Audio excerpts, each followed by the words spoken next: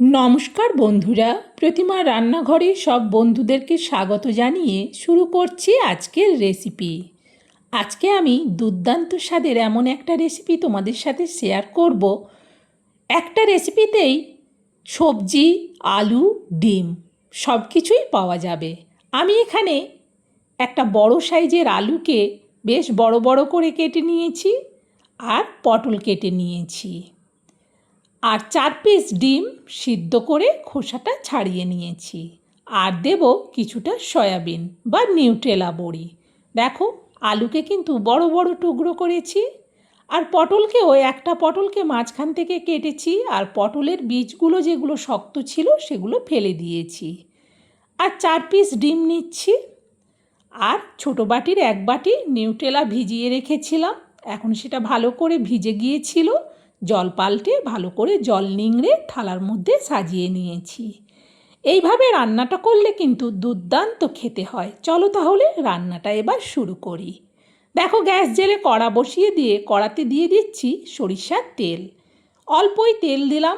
এবার তেলটাকে কড়ার উপর পর্যন্ত খুন্তি দিয়ে চাড়িয়ে নিচ্ছি। ততক্ষণে তেল আর কড়া দুটোই ভালো করে গরম হয়ে গেছে।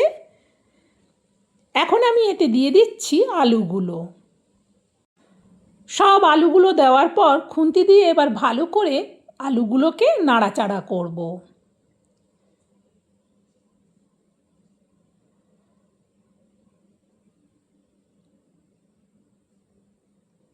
আলুতে দিয়ে দিচ্ছি অল্প হলুদ। হলুদ দিয়ে আলুগুলো ভাজলে আলু ভাজার কালারটা কিন্তু বেশ সুন্দর আসে।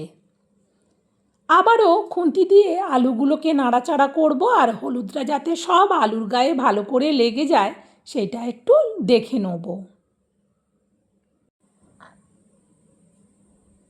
প্রায় 2 মিনিটের মতো আলুগুলো আমি ভাজলাম। দেখো, আলুগুলো কতটা সুন্দরভাবে ভাজা হয়ে গেছে। আলুগুলো এবার তুলে নিচ্ছি। এবার আমি এতে দিয়ে দিচ্ছি ডিমগুলো। এতে হলুদ দেওয়াই আছে আগের থেকে, তাই আর হলুদ দিতে হবে না। এবার শুধু ডিমগুলো 1 মিনিট এদিক ওদিক নাড়াচাড়া করেছি। দেখো, ডিমগুলোও কিন্তু সুন্দরভাবে ভাজা হয়ে গেছে। ডিমগুলো কিন্তু আমি একটা আলাদা জায়গার মধ্যে তুলে রাখবো।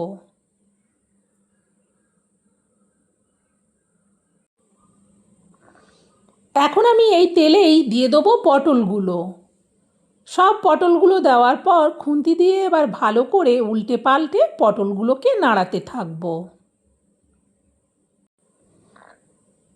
সত্যি বলছি, রেসিপিটা এইভাবে বানালে গরম ভাত কিংবা রুটি দুটোর সাথেই কিন্তু ভীষণ ভালো লাগে। দেখো, পটলগুলোর সব দিক ভালো করে উল্টে পাল্টে দেখে নিয়েছি। পটলগুলোও কিন্তু ভালো করে ভাজা হয়ে গেছে। এবার পটলগুলোকেও আমি আলুর সাথে তুলে রাখবো। এখন এতে দিয়ে দেবো সয়াবিন বড়িগুলো। সয়াবিন বড়িগুলো যেই দিলাম, তেলটা কিন্তু সাথে সাথে সয়াবিন বড়ি সব টেনে নিল। যাই হোক, ভালো করে এবার খুন্তি দিয়ে সয়াবিন বড়িগুলোকে নাড়াতে থাকবো।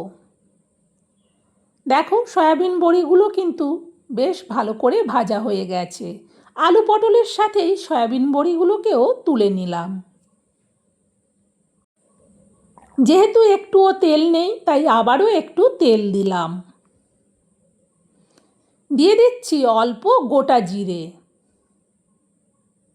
1 মিনিট জিরেটাকে ভেজে নেব। দিয়ে দিচ্ছি এবার এতে পরিমাণ মতো লবণ, আর দেব অল্প একটু চিনি। লবণ চিনিটাকে আবারও নাড়াতে থাকবো জিরের সাথে, যতক্ষণ না চিনির দানা গলতে শুরু করে।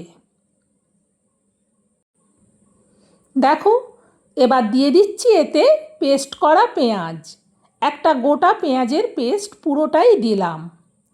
এবার পেঁয়াজটাকেও ভালো করে কালার করে ভেজে নেব।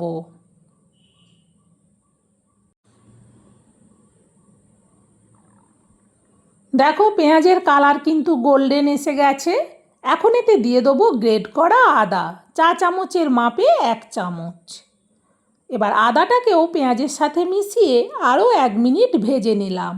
দিয়ে দিচ্ছি পরিমাণ মতো হলুদ, আর দেব পরিমাণ মতো লঙ্কার গুঁড়ো। হলুদ লঙ্কার গুঁড়ো দেওয়ার পর আবারও মশলাটাকে খুন্তি দিয়ে নাড়াতে থাকবো। দিয়ে দিচ্ছি এবার ধনে গুঁড়ো 4 চামচের মাপে 1 চামচ, আর দিচ্ছি জিরে গুঁড়ো 1/2 চামচ। একটু জল দিচ্ছি কারণ এতে একদম তেলটা কম, মশলাটা কষাতে অসুবিধে হবে, তাই একটু জল দিয়ে ভালো করে মশলাটাকে কষিয়ে নেব। দেখো মশলাটা কিন্তু সুন্দরভাবে কষানো হয়ে গেছে।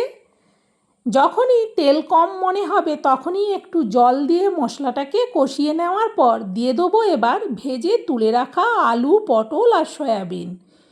এই রেসিপিটাতে কিন্তু পরে অনেকটাই তেল হয়ে যাবে যখন এই সয়াবিন থেকে তেলটা জলের মধ্যে বেরিয়ে যাবে। বেশ ভালো করে কিন্তু আলু, পটল, সয়াবিনকে কষিয়ে নিলাম।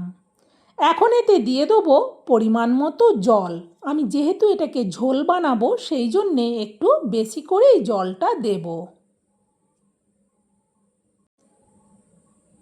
খুন্তি দিয়ে একটু নাড়িয়ে দেখে নিচ্ছি এতে আরও একটু জল লাগবে।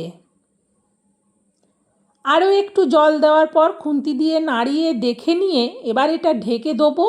গ্যাসটাকে বাড়ানোই থাকবে, তাহলে তাড়াতাড়ি তরকারিটা ফুটে উঠবে।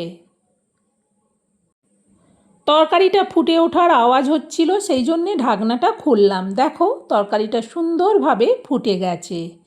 খুন্তি দিয়ে নাড়িয়ে দেখে নিলাম, এখনও কিন্তু আলু সেদ্ধ হতে অনেকটাই বাকি। দেখে নিয়ে এটা আবারও ঢেকে দিচ্ছি, গ্যাসটাকে কমিয়ে দিলাম। আবারও মিনিট 3 মতো বাদে কড়ার থেকে ঢাকনাটা সরাচ্ছি। দেখো তরকারিটা আস্তে আস্তে ফুটছে। আগের থেকে কিন্তু আলু অনেকটাই সেদ্ধ হয়ে এসেছে। ভালো করে তরকারিটাকে নাড়াচাড়া করে দেখে নেওয়ার পর দিয়ে দিচ্ছি ভেজে তুলে রাখা ডিম। ডিমগুলো দেওয়ার পর খুন্তি দিয়ে ভালো করে ডিমগুলোকে নাড়িয়ে ঝোলের মধ্যে ডুবিয়ে দিলাম। এটাকে ঢেকে দিচ্ছি আবারও, গ্যাসটা কিন্তু কমানোই থাকবে। প্রায় মিনিট 2 মতো বাদে কড়ার থেকে ঢাকনাটা সরাচ্ছি। দেখো ঝোলের লুকটা কতটা সুন্দর। খুন্তি দিয়ে ভালো করে ঝোলটাকে নাড়িয়ে দেখে নিচ্ছি, বিশেষ করে আলুটা বড় করে কেটেছিলাম, আলুটা সেদ্ধ হয়েছে কিনা। দেখে নিলাম আলু কিন্তু বেশ ভালো করে সেদ্ধ হয়ে গেছে। শুধু তরকারিটাকে ভালো করে নাড়াচাড়া করে দেখে নিয়ে এটা আর কিচ্ছু করার দরকার নেই। এবার তরকারিটা নাবিয়ে নেব। যেহেতু তরকারিটা অনেকটা, সেই জন্যে একটা বড় স্টিলের জায়গার মধ্যে পুরো তরকারিটা ঢেলে নিচ্ছি। তাহলে বন্ধুরা এইভাবে একবার আলু, পটল, সয়াবিন দিয়ে ডিমের ঝোলটা রান্না করে দেখো। একটা রেসিপিতেই ভাত, রুটি, মুড়ি যে যেটা খাক না কেন এই একটা রেসিপি দিয়েই দারুণ লাগবে খেতে। একবার আমার দেখানো পদ্ধতিতে রান্নাটা করে দেখো, স্বাদ মুখে লেগে থাকবে। বন্ধুরা আমি যেভাবে রান্নাটা করলাম এই রান্নাটা তোমাদের কেমন লাগলো সেটা কমেন্টে জানিও। ভালো লাগলে একটা লাইক দিও আর রেসিপিটা শেয়ার করে দিও। আজকের মতো দুর্দান্ত স্বাদের রেসিপিটার রান্নাটা শেষ। আবার অন্য দিন অন্য রেসিপি নিয়ে তোমাদের কাছে চলে আসবো। ততক্ষণ তোমরা সবাই ভালো থেকো, সুস্থ থেকো। আজকের মতো